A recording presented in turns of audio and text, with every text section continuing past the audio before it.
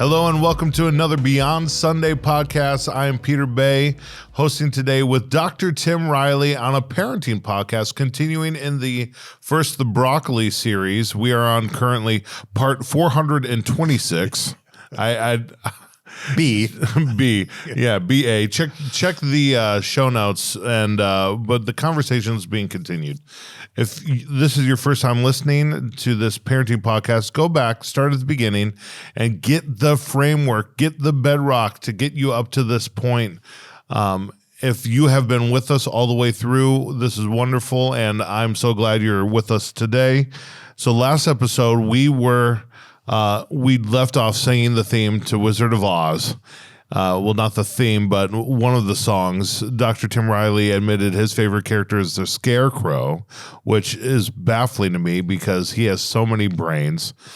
I said my favorite character is the Cowardly Lion, to which he agreed immediately. And but the difference between Oz and Kansas is what got us there. Remind us of that, and then we'll keep galloping forward. So very quickly, it works best to teach if you have clear differences between what a child's life is like, whether they are or are not meeting expectations. The bigger that difference is, the faster they will learn. And then if we deliver those differences in a reliable way, so much the better.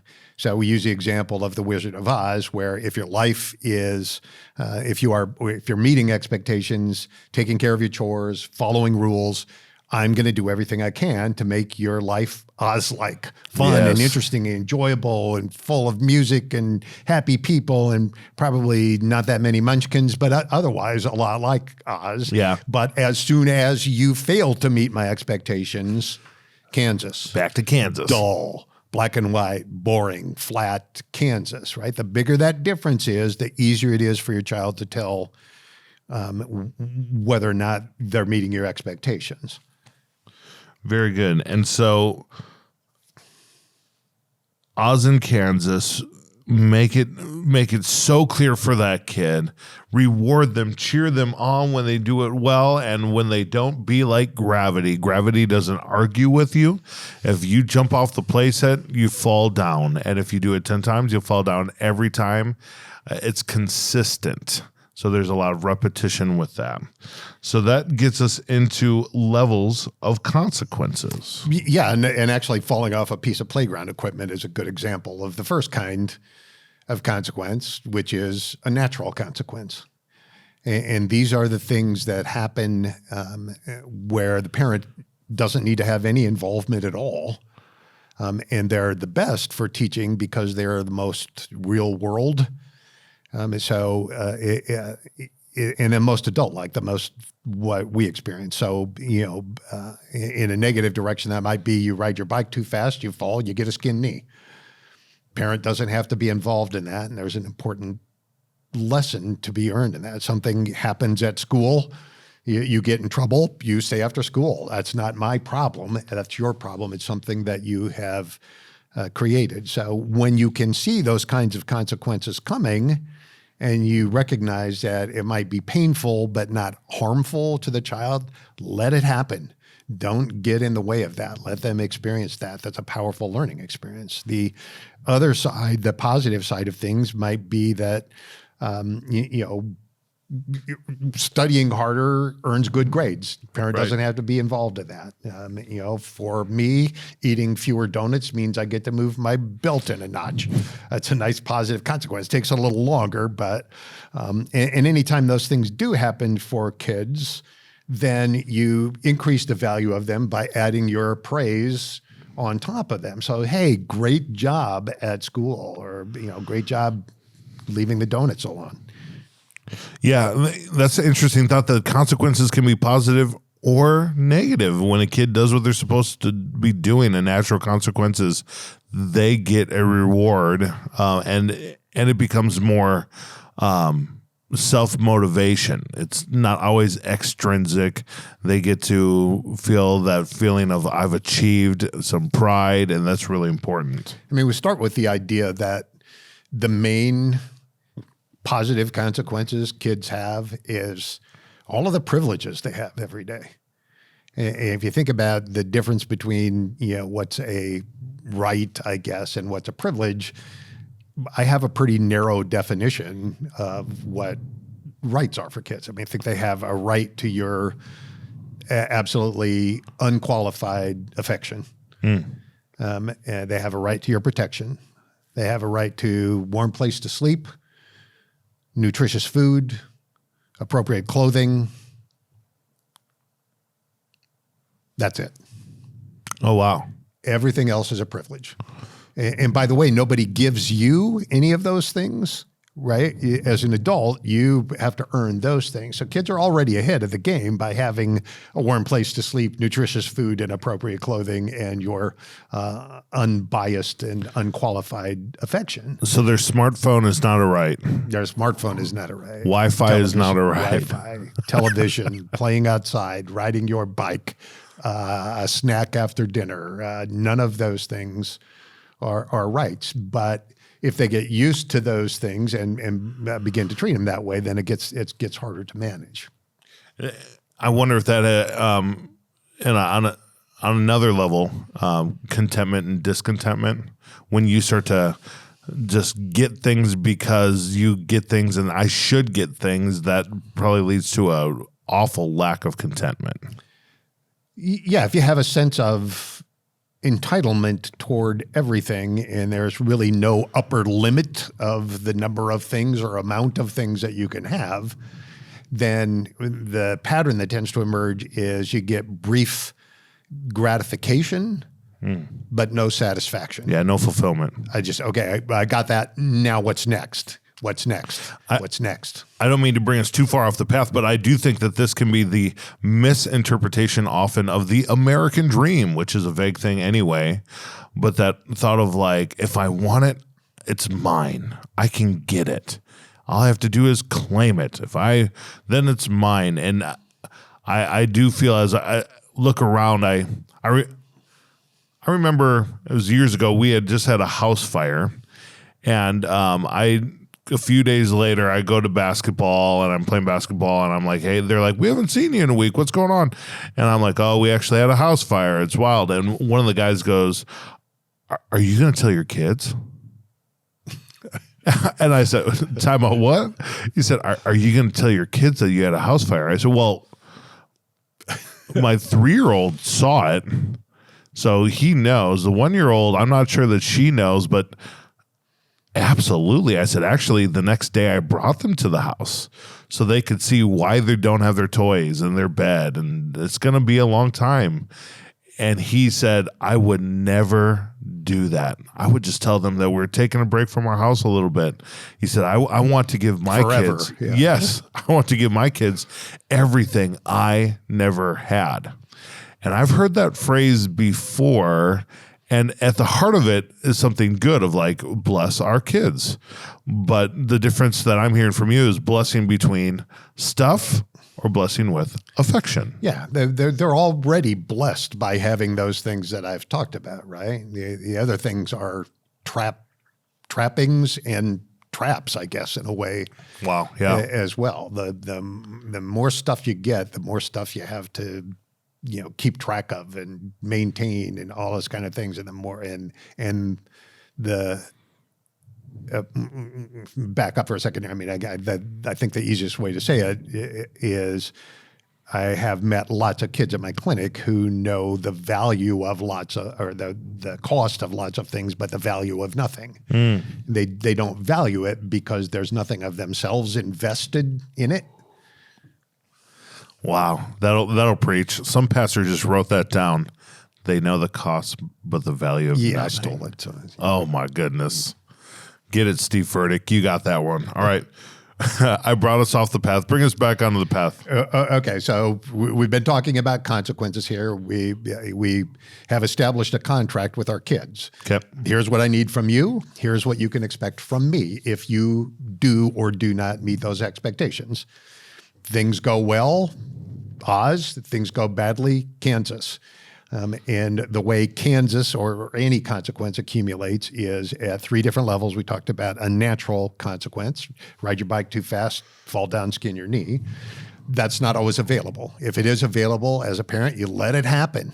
Get out of the way. Don't try to interfere with that. Don't be the parent who goes to school and argues with the teacher about some consequence that they've given their kid. I've seen this all the way from parents arguing with other parents or with teachers, all the way to parents in a courtroom arguing for a kid and trying to get them out of some justly deserved consequence. And what tends to happen if kids get out of those natural consequences is they keep engaging in higher levels of risk. Got it. Doesn't cost me anything, so I can keep going. I can keep going. I can keep going. If I never skin my knee, I'm going to ride faster. I'm going to ride bigger. Take more chances. And in some areas, that's just like how we grow, how we stretch. I mean, I remember that as a kid who was constantly chatting too much in school and trying to make jokes. Hard to imagine. Yeah, right. And that was something I consciously thought about as like, ooh, that joke landed and I didn't get in trouble. This is my new bar. And then the next one is like, can I get even more laughs and say something even a little goofier? And then I do that, and then I get punished, and I know, oh, I know where my line is. There's the edge. Yeah, there's the edge.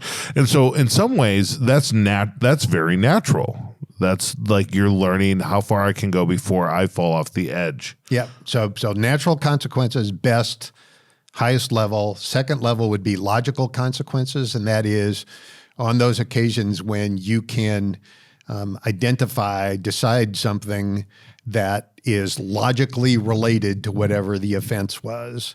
So a logical association is, you left your bike out, you weren't supposed to, so I'm locking the bike up in the garage for a while. Or I noticed that you wrote on the wall with pencil here. My mother, who, God bless her, died at age 95, probably told this story about me the last day of her life. Is when I was 3 years old and colored on the walls at our house. And she said, "What did you do there?" And I said, I went round and round and round. And she went and got me a rag and a pail of soapy water and said, "Now you can go round and round and round in the entire room." And so I spent the rest of the afternoon washing all of the walls in that particular room. What a mom. A logical consequence, right? Related to the offense. On the positive side, if you have an older kid and they've met curfew every day for a month, you extend their curfew. You know what? You've done a great job of paying attention to this. And so now I'm going to give you an extra half hour. Right.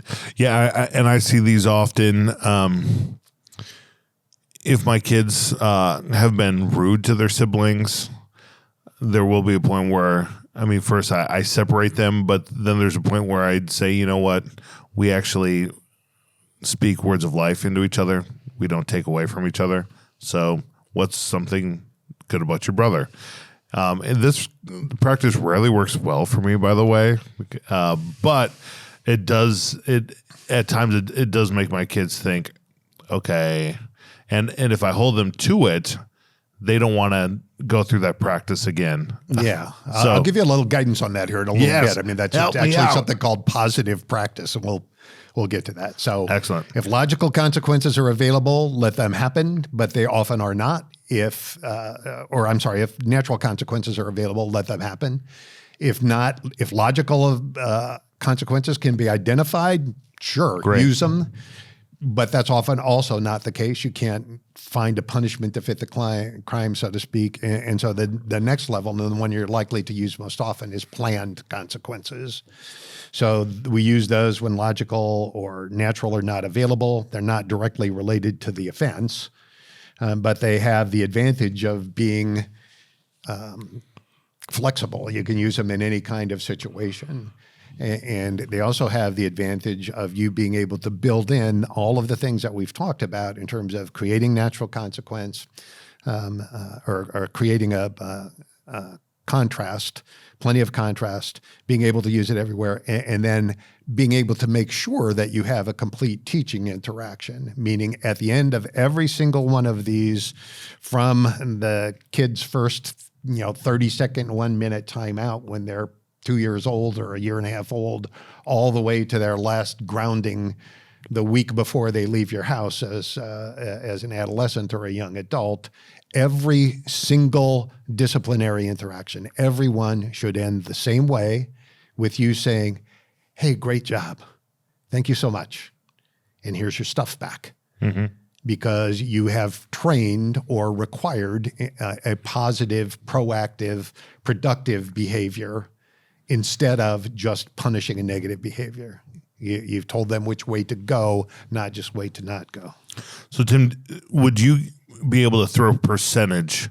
Like, how often are we able to do natural, logical, or planned consequences? Is it like more than half the time it ends up being planned, or what would be your guess? I would say more than half the time. Yeah. Okay. I mean, I don't know that I could.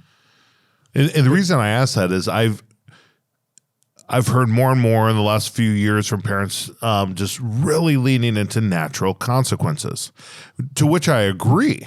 But what I've experienced is there's so many things that happen that don't have a natural consequence, and that's frustrating Or as a the parent. natural consequence is delayed, right? We talked a minute ago about donuts, right? The natural consequence of too many donuts is adding a notch to my belt. Right. But that's years later. Smoking is years later, all those kind of things. So, our job as parents is to take what we know about future consequences and bring them into today where our kids live, right? They're not going to be thinking 5 or 10 years ahead. For most kids, the future is 230, not 10 years from now. Natural consequences happen, but whatever the percentage is, they're definitely the exception rather than the rule. Great. So natural is best. If that kid's riding their bike and you've done what you can to keep them safe and they've got their helmet on but they're still riding recklessly, well, the natural consequences when they wipe out, that hurts and they're going to slow down. We have that. My son Benton, he was doing a good thing, but we had been talking to him, man, when you're going down that hill, you need 2 hands on your bike. 2 hands. And he did a good thing. He went and retrieved a ball for a friend that they left at a park. And now he's flying down the hill and he's holding on to the ball and he hits a little bump and he crashed hard. And that was like half a year ago. And he has never again done that. He is so careful. He'll roll the ball down the hill. If it goes in a gutter or in a drain, it goes in a drain, but he's not wiping out again. So natural, if possible, great. Then logical, then planned. Planned may be the most flexible. I hear some parents be against planned consequences. But Tim, you'd say don't be against it. It's the third option, but you are going to have to use it. I'd say that's an abdication of responsibility. Ooh, he just said a big word, abdication, related to the abdominals. No? Yeah. Not at all? All right. We have, you don't have to think about it this way. This is the way I think about it. You have a responsibility as a parent. Your goal is to train your kids to prepare to be successful in adult life. And when we're talking about consequences, we're talking about within the framework of discipline. And we're talking about what is the function of discipline. It's training. It's the same root word as disciple, right? Your kids are your students in a way. You're trying to teach them important life skills. And teaching happens when you have repeated lessons. And if you miss opportunities to teach, you're missing opportunities to equip your kid for adult life, and here it comes again, abdicating your adult responsibility. All right. Abdication. That's very good. Reminds me, have you heard about, it's a weird sounding movie. Have you heard of this movie called Constipation? No. Yeah. Well, it hasn't come out yet, but it's, yeah. I just got that into the podcast. Owen may edit that out later. We'll find out. I hope it makes it through. Let's launch into consequence history. Are we ready for that? Yeah, sure. He's like, what have I put my name on? That's a fair question, Dr. Tim Riley. So it often turns out that even though we're spending a lot of time talking about corrective teaching interactions, the best place to start working on behavior is when your kids are doing well, rather than waiting for them to do something bad, right? So if your kids are used to living in Oz-like territory a lot, and they've got access to lots of privileges, and you are regularly rewarding them, you're positive with them emotionally, you're touching them a lot, you're doing all those kind of things, then great. Then they will notice when all of those things go away. Again, you have all of your stuff or you don't. It's dichotomous. It's black and white. So if you don't have much stuff, you don't have much attention, you don't have much positive, you don't have much Oz in your life, when that goes away, it's not all that noticeable and there's not that much teaching going on. So if that's the case, then we want to make sure that we're building up the positive side of things to create contrast before we start to get too involved and taking away things. So I have lots of families who are really good at punishment, but there's no other side of the equation. Right. And so the kids just get sort of used to being punished and they don't expect anything different. There's not much teaching going on. And what would you say to the parent who is just not as much of a nurturer, not as cuddly? They're maybe naturally a bit more prickly. And by that, I mean, it's harder for them to give words of affirmation. They're not really one to cuddle or putting their hand on their kid's shoulder is like, this feels forced. How to help them create more Oz-like safe harbor? Part of what I would wonder is what's going on in their life historically that makes it difficult for them to do that. And so for some people that might be worth exploring. But the other thing I would do would be to point way back to probably maybe the first session that we had, maybe the second. And we talked about walking fast and carrying a clipboard. Yes. By which I meant you don't have to know everything to do. You don't have to have a complete grip on everything. You just need to act like you do.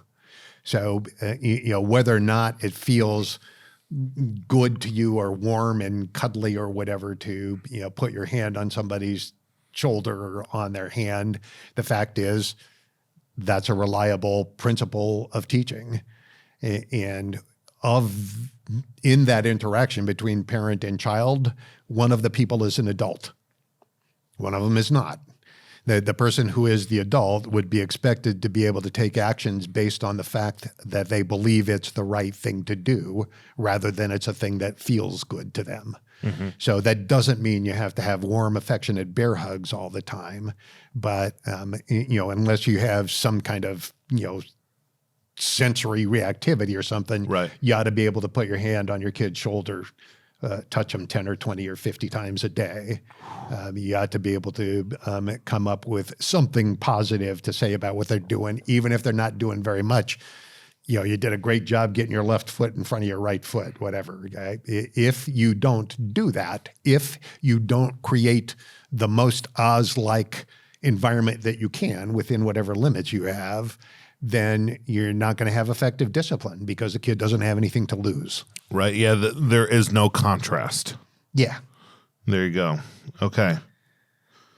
Keep going. Okay. Keep going. In those families that do well with the positive stuff, discipline's pretty straightforward, procedures for it.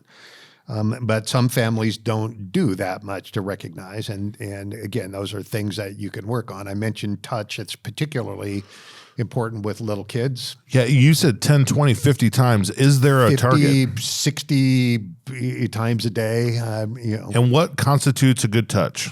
Hand on the shoulder, top of the head, basically anything. I mean, anytime you can get skin to skin touch, there's actually some chemical events that happen when you get skin to skin touch it's reinforcing. 50 times a day is a reasonable target. And it doesn't mean you have to interrupt whatever the kid's doing, right? It's just you walk by, and if they're behaving appropriately, then it's just a little touch on their shoulder, a little touch on their arm, walking by, that essentially carries the message, I see what you're doing and I approve of it. Wow. If you touch your kid and they flinch, you're probably not doing it enough. Ooh. I flinched a lot when I was a kid. So I'm going to say that my mom probably didn't give enough positive touch. More, I'm blaming things on my too busy parents dusting now. and- And we had to dust. Oh, sorry, yeah. I was pretty much an orphan with two parents. I had did all the work. Woe is me. None of this is true, by the way. I did do a lot of work, but it was healthy for me. I love you, Mom. If you're listening to this, there's a low percentage. You're great. No, you're great is high percentage. Low percentage, you're listening. All right, moving on. Okay. You weren't a math major, were you? I was decent at math, actually. It was reading that I struggled with. So touch is a big deal, especially for younger kids, but don't give up on it with your older kids either. I mean, even Right. adolescents. I mean, don't give up on that idea that human connection is powerful in ways we don't have to talk about here. The other is praise, right? Positive statements. And it don't need to be about big things. Don't wait for big things to happen. Affirm smaller things, right? Praise is free. It's unlimited, doesn't cost you anything. It's portable. There is no reason in the world to be stingy with praise. And I actually put a little quote in here that I got from a book in like industrial organizational psychology. It's like how to improve performance in the workplace. And so this is a quote. The guy says, "Saying thank you and you're welcome is bedrock communication. In my experience, if someone says thank you often enough, it's pretty hard not to say you're welcome. If the object were to say thank you as often as possible, it seemed we should design a way of saying thank you to employees who did day in, day out what they were supposed to do. Thank you for coming to work. Thank you for not being late." Right? If what we want is productive, routine, taking care of responsibility from our kids, then that's what we ought to be rewarding, not just expecting, oh, they'll do it because it's required. If I go to work, I expect to get paid. I'm like a plumber. If I'm not working, I don't get paid. But if I do go to work, I get paid.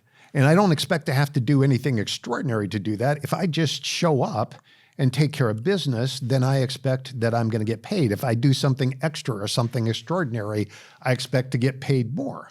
So I think rewarding routine, productive, appropriate behavior, all of the things that we outlined on the list of expectations, we ought to be all over that.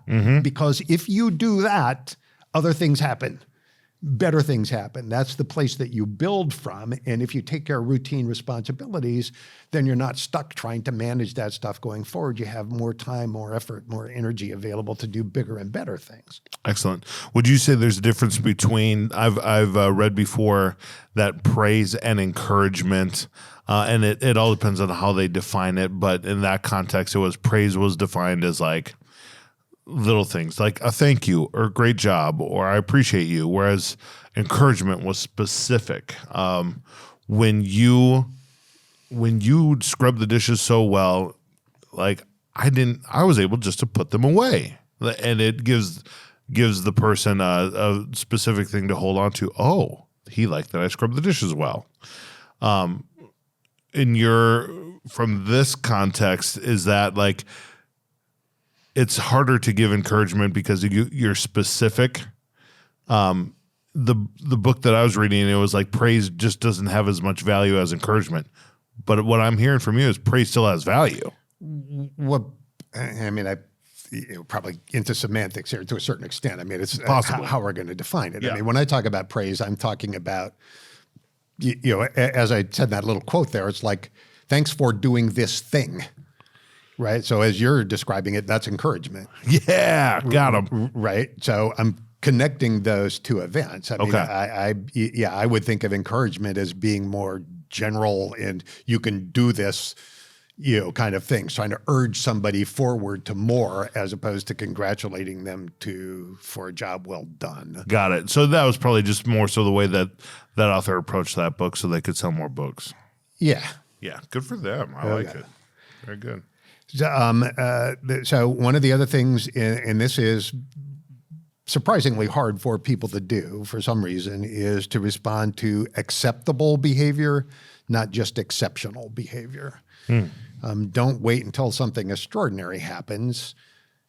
Reward things that you like, whatever those things are, right? You're trying to build a positive environment. You're also, to be sort of, here's another word, Machiavellian about it. She says all these words. Machiavellian. So when you mock someone who's a villain. That. No? So to be kind of mercenary about it, how about that? You're setting up more effective discipline by adding more positives, right? Because you're creating more potential consequence. But there's also a momentum that develops out of doing that, right? Absolutely. You're creating a culture, but you're also setting yourself up as the parent as, I am the giver of good things here. And that's where you want to be. You don't want your kids to be worried when you walk into the room that you're going to just unload on them in some way. Right. Yeah, I saw this just the other day. Giving the kids, I gave them broccoli and green beans at the same meal. Ooh. This is a risk. Major risk. But as they got going, I'd be like, well, look at you, Jada, getting after those green beans. Nice. And then like Ben and Remy were like, oh, we better get after these green beans. So then they started. I was like, look at everybody's eating the green beans, but who's getting after the broccoli? Oh, Remy's got some broccoli.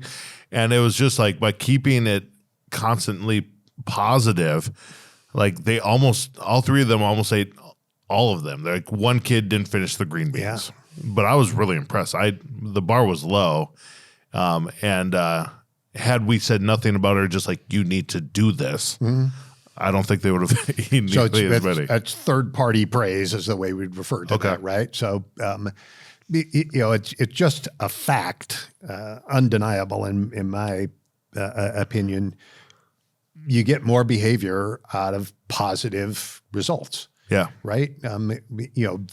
Yes, we work to avoid starving, but we work for satisfaction. We work for money. We work for things we want. We're always going to be moving forward. So the more positive you can stay, the better. Not only for that particular instance, but also on those occasions then when you need to be negative, it's more powerful. All right. So in your book, you say beware the no bias. What does that even mean? So I used to work at a place called Monroe Meyer Institute for Genetics and Rehabilitation at the University Medical Center. Congratulations. Yeah, well, I don't work there anymore. Oh, well, I'm sorry. For a variety of reasons. But there was a guy I worked for, and I'll withhold his actual name, but I referred to him as Dr. No. Because, I was in there trying to build programs, and I was trying to build up this outreach behavioral health, rural behavioral health program. And so, I ran the numbers, and I knew it would work. And I knew if I got some students in there and we could build, we could be self-supporting plus. And I put all of the numbers together, and I went into his office and laid out this spreadsheet and presented it to him, and he said, no. And I couldn't think of a single reason why that should be the answer. So I allowed a little time to pass, and then I came back and I presented it again, and it turned into maybe. And I came back and I presented it again, and he signed off on it, and we got to do it. But his bias was in the direction of no. And I learned how to work around it. I learned that, okay, first time's always no. Second time, I'm going to have some room. Third time, we're actually going to have a discussion. A lot of parents will reflexively say no to their kids, right? Hey, can I go? No. And then the discussion starts. And, one of several things might happen. The kid bullies the parents into giving in to them later, or demonstrates to them that they were unreasonable to begin with, and so on and so on. The parent gets mad at themselves for giving in, and they dig their heels in even further, whatever. So, this maybe is not, it doesn't happen all the time, but it happens enough that I've noticed it. And so that's especially true if you haven't communicated your expectations clearly. Then they don't know, and you say no. So, long story short, I always think it's best to have a yes bias. That if your kid asks you if they can do something, your initial response is yes. If. Oh, okay. Yes. If. Are your chores done? Have you followed the rules today? Have you met your requirements for today? Yes. And then if that's true, then yes. And that's really not, I mean, it's a different result, but you could also approach that, no, you have not done this, this, and this yet today. Right. But this keeps it positive. Yes, if you've done these. And then the kid has a better chance of being like, well, I need to go finish that. Yeah. And that's a really good observation because now the responsibility is back on the kid. Right. And it's like, well, this is really not my parent controlling this. I'm in control of this because I didn't do what I was expected to do. I love that. I'm going to be able to use that today. Yes, if. That's great. So, I mean, you want your kids to have privileges, right? You don't want them to live this Spartan life. You don't want it to be a constant fight. You just don't want them to have that without earning it in some way. Correct. So the yes, if puts it back on the kids. It helps reward them. So that gets us into rewards and privileges. We've been talking about natural, logical, planned consequences. We talked about consequence history. And then we got into the no bias, which I do see with kids. I do see with adults. And I think as a parent, I get exhausted. Yeah, if you've got a kid who asks for a lot, they keep pushing and pushing and pushing and pushing and pushing, and then eventually you cave. And essentially what you're doing is teaching them to be persistent enough or obnoxious enough that eventually you'll give in, as opposed to being clear about what you wanted in the first place and then putting the responsibility back on them to say, yeah, of course you can, if this. That's wonderful. You know what? I think this is a good spot to put a pin in it for today. And I'd love for you to try this tool today. Learning what we've learned, keeping it positive with your kid. When your kid comes up and asks you, can I do this? Your natural inclination may be to say no, but instead say yes, if you've accomplished these other things I've asked you by that certain time or whatever it was earlier in the day. There's a speaker who says kind of a same idea, but a business principle. They said before saying how, because you work in a job and someone comes up to you like Dr. Tim came up to his boss, said, I think we ought to present this. He presents him the whole plan. Our natural inclination is to be like, how are we going to do that? Look at all the details, yada, yada, yada. This guy he said, before saying how, say wow. And it's kind of cheesy, but it gives you a second to just sit back and be like, wow, that's a really great idea. And when you start there, when you start positive, you're more inclined to like want to see that happen for you and for them. And we want our kids to have positive privileges. We want them to have success and be joyful. Yes, if. So that's a great way to put a plug in it for this episode. Dr. Tim, any other words of wisdom from you on this one? No. Wow. We got him. Any other characters from The Wizard of Oz that you are fond of? Yeah, I kind of like Toto. Yeah, Toto the dog. Yeah. I like those. I feel like those flying monkeys were misunderstood. Monkeys, yeah. Yeah. And the guards, the yo-ee. Oh, those guys too. They were those guys. Yeah, I thought they were saying Oreo. Yeah. Like my whole childhood, I thought they were saying Oreo. I'd always get hungry during that part of the movie. Yeah, they're very misunderstood. Yeah. I like to see. They're doing their job. That's all. Just following orders. I like to see the sequel on the guards and the flying monkeys. They're doing a lot of positive. I'm sure they are. Yeah. All right, y'all. Have a great day. Keep parenting well.